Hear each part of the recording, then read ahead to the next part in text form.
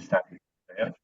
Om Ajnanaatimirandasya Jnananjana Chakshurmilitam Yena Tasmai Shri Gurve Namaha Shri Chaitanya Manobishtam Sthapitam Yena Bhutale Swayam Rupa Kadamayam Dadanti Swapadantikam Nama Om Vishnupadaya Krishna Mishtaya Bhutale Srimate Bhaktivedanta Swamin Iti Namine Namaste Saraswati Devi Gauravani Pracharine Nirvisesha Shunyavadi Paschatya Desatariне जय श्री कृष्ण चैतन्य प्रभु नित्यानंद श्री अद्वैत गदाधरा श्रीवासादि गौरभक्तवृंदा हरे कृष्णा कृष्णा कृष्ण हरे हरे हरे राम राम राम हरे हरे हरे कृष्णा।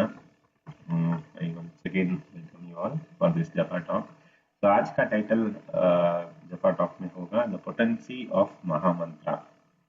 तो जब भी हम जप करते हैं कभी कभी हमें ये शक हो जाता है कि ये महामंत्र जो है 16 सिलेबल मंत्र जो है कैसे इसमें इतना शक्ति है और कैसे इतना इतना पोटेंसी है जो हमें ये प्यूरिफाई कर सकता है और हमारा जो भी सिंस सभी है उसको निकाल के हमें आध्यात्मिक जगत को लेकर जा सकता है जहाँ पे पूरी आनंद होता है और पूरी ज्ञान होता है। तो कभी कभी हम किसी को बोलने पे लोगों बोलते हैं कि ये तो लॉजिक नहीं लगता है, कैसे एक मंत्र इतना कर सकता है, तो कहीं पे लॉजिकली प्रूवन नहीं लगता है, ऐसे लोग बोलते हैं। तो ये शक तो हमें भी शक हो जाता है कि मंत्र से क्या इतना हो सकती है। तो इसी का बारे में 11वें कांड में एक ऐसे ही discussion which happens between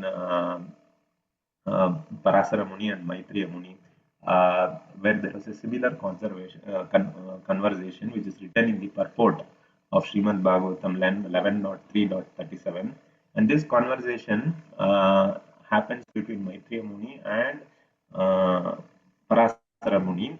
This is from the reference is given from the Vishnu Purana 1.3.1, where Maitreya Muni एक प्रश्न पूछते हैं पराशर मुनि से कि हम बोलते हैं कि जो ये ब्रह्मन होता है और यानी कि परम पुरुष होते हैं, परमात्मा होते हैं, इस ब्रह्मन से हमें कैसे how can we understand that the Brahman और the supreme soul is the executor of the creation, maintenance and annihilation of this whole material world. So he asks, how can we understand that from this Brahman, like everything has been created, everything has been maintained and everything has been annihilated? How do we understand this? Then Parasara Muni actually nicely answers these questions, and in reply Parasara Muni says that by mere logic one cannot actually explain how even material objects expand their potency. So Parasara Muni is saying even material objects, if you take, how they are actually expanding their potency, one cannot explain by mere logic. So then what is the way to understand this? The only way to understand these things is to understand by mature observation. So only by mature observation one can actually understand this. And he gives a nice example for this exampling of the potency, how the potency actually expands from Brahman to the various creation and animation. So he gives an example of a fire. So whenever a fire is there, the fire has the potency to actually create the heat and light. So just like their potency is there in the fire, similarly the Brahman also has the potency to create, maintain and annihilate. That's what Parasara Muni actually gives an example. And in this regard, Srila Jiva Goswami also gives an example that one can take an example of a gem.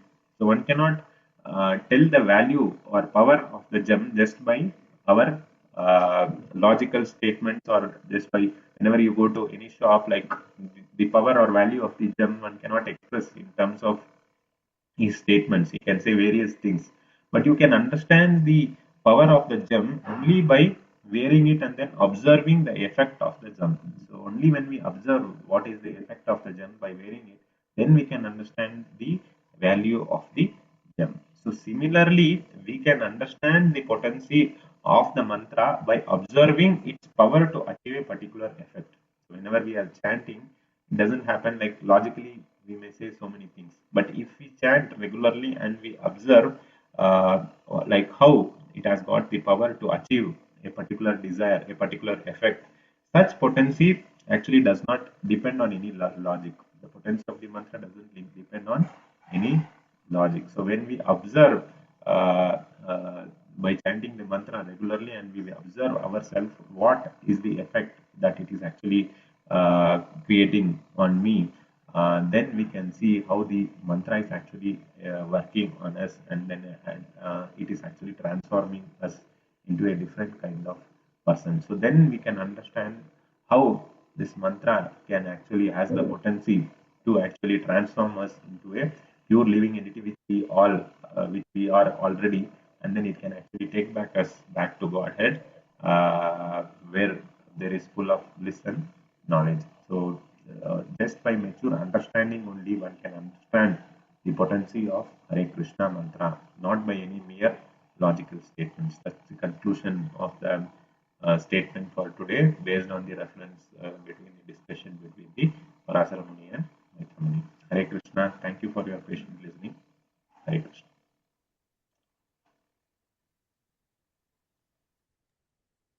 Hare Krishna. Thank you, Prabhuji. Thank you, Prabhu.